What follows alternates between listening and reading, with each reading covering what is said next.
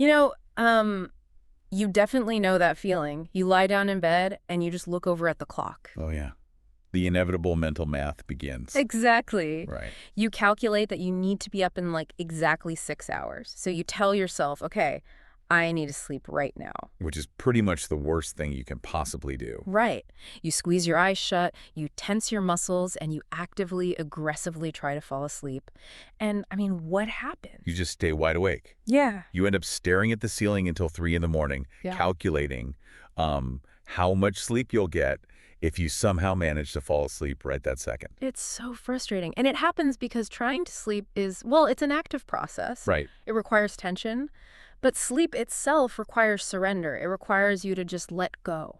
That's a really beautiful way to put it. Thanks. And today, we're taking that exact same everyday paradox, that feeling of forcing sleep, and we're applying it to the rest of your life. So we're going on a bit of a journey today. Right. We really are. For this deep dive, we're looking at a deeply profound philosophical framework. It's rooted in the teachings of SivaYogi, and it basically argues that our entire modern obsession with, trying hard, grinding it out, and forcing results. The whole hustle culture thing. Exactly. It argues that this mindset is actually the exact thing guaranteeing our failure and our exhaustion. It's a massive paradigm shift. Honestly, we are so conditioned to believe that struggle is, it's like the only currency that buys success. Oh, 100%. No pain, no gain, right? Right. But what we're going to explore today isn't just like a critique of that hustle culture. It's a completely different mechanical approach to how we take action in the world. It changes everything. It really does. We're moving from a psychology of forced effort to one of natural curiosity, and ultimately to a state where life feels less like a battlefield and, well, more like a celebration. I love that. And to start that shift, we kind of have to look at the language we use, because our cultural assumptions are literally baked into our words. They are. The linguistics here are fascinating. Yeah, so in the original language of the text we're looking at today, the word for trying, or effort, is really revealing. When you break down the etymology of that specific word, it completely reframes the whole concept. It does. It shows a lot of the subconscious baggage we carry when we talk about effort. The root of that ancient word connects directly to the word for rabbit. A rabbit. Yeah, a rabbit. And in this specific cultural context, it's referring specifically to the rabbit from the classic fable, the tortoise and the hare. Oh, wow. The rabbit who lost the race. Exactly. But it wasn't just that he lost. He lost because of his arrogance. Right. Precisely. He relied on his forced, explosive effort. He assumed he was in total control of the situation, and he ended up failing completely. But the second half of that ancient word for trying is where it gets really wild for me. Right, the suffix. In the original language, that suffix isn't just a syllable. It's a literal, visceral sound. Like a noise you'd make. Yeah. It's an expression of disgust or disappointment or even dismissal. So it's like... It's the sound you make when you step in something really unpleasant on the street or when a big plan just completely falls apart in front of you. That is so crazy to me. So the very word for trying is essentially a combination of an arrogant, losing rabbit and the literal sound of frustrated failure. Yeah, that's exactly what it is. That suggests that, baked into this ancient wisdom is the idea that trying is fundamentally a flawed strategy from the start. Because trying inherently implies friction. Right. It implies you are working against the natural grain of things. Yeah. I mean, think about the most essential, profound developments in your own life. Okay. They didn't happen because you strained and forced them. You didn't wake up when you were 5 years old, flex all your tiny muscles, and actively try to grow to your current height. Right. I'd probably just give myself a headache. Exactly. And you didn't try to heal the last cut on your finger. You didn't sit there commanding your cells to regenerate. Your body simply did it. Right. It unfolded according to its natural design. No friction, no effort, just natural progression.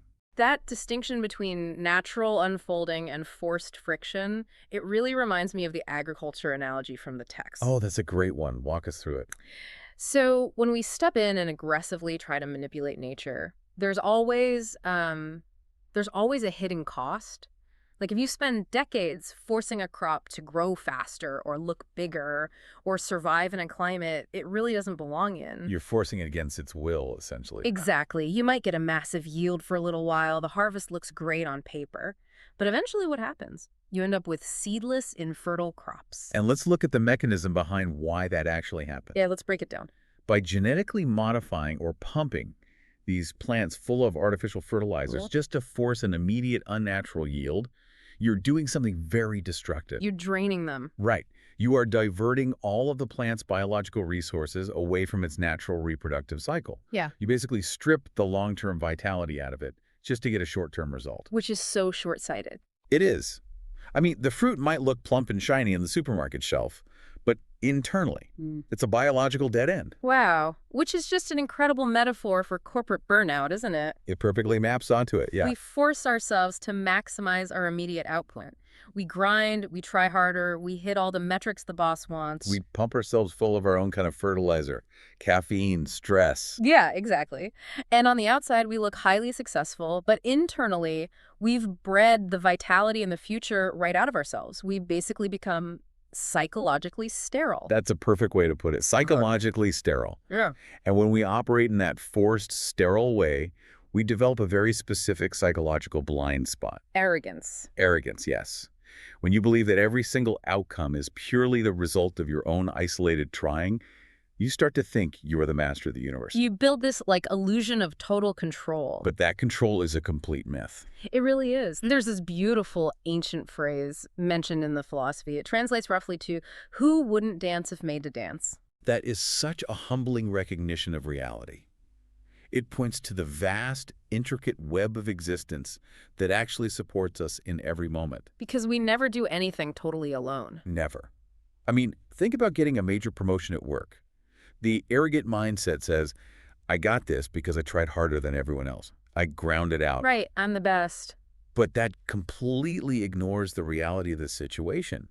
It ignores the mentor who guided you for years. Oh, totally. It ignores the fact that a senior position opened up simply because someone else happened to retire that month, or the economic conditions that allowed your specific department to expand. Or even just the simple fact that you had a nutritious breakfast and a working car that morning to get you to the interview. Exactly. We're constantly moving to the rhythm of favorable situations. Favorable situations, yeah. But our ego zooms in so incredibly tight on our own effort that we claim 100% of the credit. It's like taking credit for the sunshine just because you went outside. That's exactly it. Trying narrows our vision. It isolates us from the reality that we are part of a massive, moving ecosystem of cause and effect. Okay, I follow the logic here.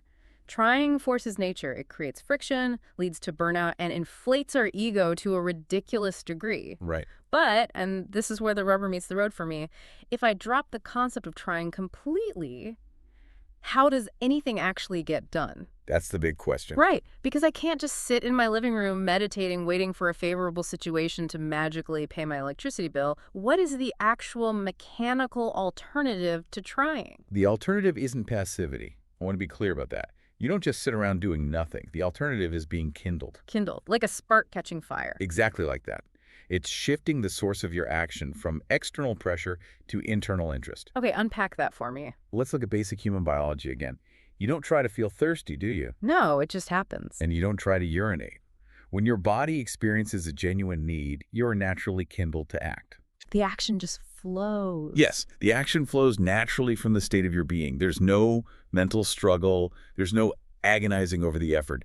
The urge seamlessly meets the action. That makes me think of early humans. It's so easy for us to project our modern corporate brainstorming culture onto the past. Oh, we do that all the time. We imagine our ancestors sitting around a fire in a committee meeting saying, all right, team, we need to synergize and really try very hard to invent a projectile tool today. Which is completely absurd. Yeah. Right. That is not how true innovation happens. Not at all. Hunger was the kindle. An ancestor saw a piece of fruit high up in a tree. They couldn't reach it. Right. The response to that hunger wasn't a stressful, ego-driven struggle to suddenly become an inventor. It was an organic, immediate action. The hunger changed their perception. Exactly. Making a rock on the ground suddenly look like an extension of their own arm. They picked it up and they threw it. The invention of the tool was just a byproduct of a natural, kindled interest in getting that fruit. And you see this organic action everywhere in nature. It's not just humans. Like what? Think of a goat grazing in a field. If a goat sees a particularly green leaf just out of reach on a branch, it naturally rises up on its hind legs to get it. Oh, sure. The goat isn't trying to learn a new posture. It isn't worried about whether the other goats are judging its form. It's not trying to get a promotion to senior goat. Exactly. It is simply kindled by hunger, and the body naturally extends itself to meet the environment. No trying required. Contrast that organic, natural movement with the classic metaphor of the carrot and the stick. Well, the ultimate symbol of trying. Right. Imagine a stick tied to your back with a bundle of grass dangling just inches in front of your face. If you operate on the philosophy of trying, you basically spend your entire life chasing that grass. Because trying operates entirely on a deficit mindset. It assumes you are lacking something fundamental, and you have to exhaust yourself to acquire it. So you just run and run. You run after that grass, you sweat, your cortisol spikes, and you constantly feel like a failure because the reward always stays exactly 2 inches out of reach. The system is designed to keep you running. It's not designed to actually nourish you.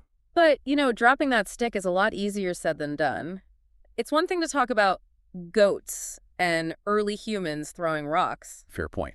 It's much harder to swallow this when we're talking about navigating a modern career or dealing with the education system. We're so deeply conditioned by systems that run entirely on the carrot and the stick. We are, and it's vital to recognize how those specific systems enforce that conditioning on us from a young age. Like with school. Exactly. The traditional educational model, for example, largely wasn't designed to cultivate your natural kindling. It was designed to standardize you. To make you fit the mold. Right. By replacing a student's natural, vibrant curiosity with standardized testing, the system trains the student to chase the grade. The grade becomes the carrot. Rather than actually caring about the knowledge itself. Exactly. It turns learning from an organic exploration into a really stressful transaction. And the text we're diving into today points out a fascinating irony about how this system actually narrows our minds over time. The comparison between the young student and the graduate. Yes. Look at a 10th grade student. They are learning a little bit of everything, biology, history, mathematics, geography. Their view of the world is broad and interconnected. They see the whole picture. But then look at someone who spends 10 years trying, forcing themselves through the system to get a highly specialized degree, like a master's or a doctorate. Right. They narrow their focus down to this microscopic sliver of a single subject. They know absolutely everything about one tiny circle of information, but they lose the broader context of the entire world. They lose the forest for the trees. Exactly. Yet because they endured so much pain in trying to get that degree, their ego naturally demands a reward. So they develop a profound arrogance. They claim intellectual superiority, even though their actual perspective on life has severely shrunk. Which brings us to one of my absolute favorite real-world examples from this philosophy, the story of Balasubramanian. Oh, this is a brilliant story. So he was an illiterate 10th grade dropout. According to the traditional system of trying, the system we just talked about, he was a complete failure. He didn't earn his carrot. Society wrote him off completely. But he managed to get a job as a basic assistant in an IT company, just doing really menial repairs, cleaning up, that sort of thing. And what happened when he was exposed to that technical environment without the pressure of having to pass a test? This is the best part. He saw an integrated circuit, an IC board, and he was just completely captivated. He was kindled. He had no syllabus to follow. None. He wasn't looking at a textbook. He was looking at a puzzle. He just genuinely wanted to know how it worked. And this highlights the deep neurological difference between trying and interest. Okay, tell me about the neurology. When you are stressed and trying to memorize something for a big exam, your brain's cognitive load is heavy with anxiety. You're bracing against failure. You're tense, just like trying to fall asleep. Exactly the same tension. But when you are genuinely curious, your brain is highly plastic and open. You absorb data completely differently. You see connections effortlessly because the friction of the ego isn't in the way. That makes perfect sense. And because of that, Balasubramanian absorbed knowledge so rapidly and intuitively through his pure interest. He eventually became one of the most successful technical experts in the entire company. That's incredible. People with multiple advanced degrees, the ones who grounded out in the stressful system of trying, were calling this 10th grade dropout, sir. Because true mastery comes from engagement, not endurance. He bypassed the entire apparatus of forced struggle simply by following what kindled him. It's a beautiful example. But let's push the boundary here. I can hear someone listening right now saying, okay, that's a great story about a guy fixing computers. Sure. But what about massive world-altering ambition? You don't build a billion-dollar empire just by casually following your curiosity. Surely the massive moguls of the world had to grind and try harder than everyone else. Ugh, the billionaire question. Let's talk about the Dhirubhai Ambani example. Yes, let's. He built one of the biggest conglomerates in the world. You definitely don't do that by just floating along like a leaf on the wind. You don't. But we have to look at the practical behavioral difference between Ambani's interest and an average worker's trying. Okay. When Ambani was a young man working as an attendant at a petrol bunk, he wasn't just trying to be the best gas station attendant. If you were just trying, what would that look like? If you were just trying, his entire focus would have been on pumping gas faster, smiling wider for the boss, and grinding out a few extra cents an hour. Trying traps you in the immediate task. It gives you tunnel vision. Right, whereas interest expands your perception. Exactly. Ambani was deeply internally interested in the entire ecosystem of commerce around him. He was kindled by the whole scene. Yes. While he was pumping gas, he was watching the supply chain. He was noticing how many trucks came in, what the profit margins were on the oil, how the currency fluctuations affected the daily business. He was taking it all in. His genuine fascination caused him to absorb a completely different set of data than the guy right next to him who was just trying to get through the shift. That is such a crucial distinction. Interest maps the entire ecosystem. Trying just exhausts you on a single, isolated task. Then it drains your energy. Ambani's drive wasn't fueled by the stressful friction of trying not to be poor. It was fueled by an intense, energizing curiosity about how the world of business actually worked. And if he had built his empire purely on the miserable, forced effort of trying. His nervous system would have burned out long before he reached the top. Exactly. Because interest generates its own energy, while trying constantly depletes it. So if we pull this down to the ground level, to the listener navigating their commute today, their relationships, their daily responsibilities. Their everyday stuff. Yeah. How does abandoning trying in favor of interest actually change their lived experience today? Like right now? It fundamentally changes how you experience the passage of time. It changes the journey itself. There's an analogy in the philosophy about riding a train that captures this so perfectly. Oh, I love the train analogy. Imagine two people boarding the exact same train. They're sitting in the exact same carriage, heading to the exact same destination. The first person is operating entirely on the philosophy of trying. Let's say they have a massive, high-stakes interview in this city. Okay.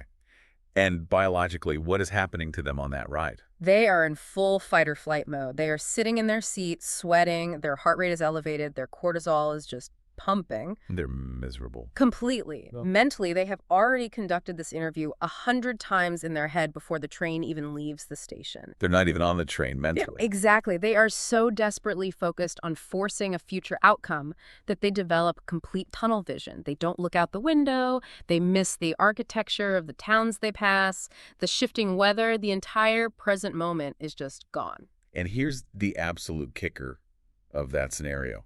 All of that agonizing, all of that intense internal trying, it doesn't make the train move 1 millimeter faster. Not a single second faster. The train arrives precisely when it's going to arrive. But the second person on that train. Right. The one who operates on interest. They understand that they are not the engine. They accept the pace of the journey. So what do they do differently?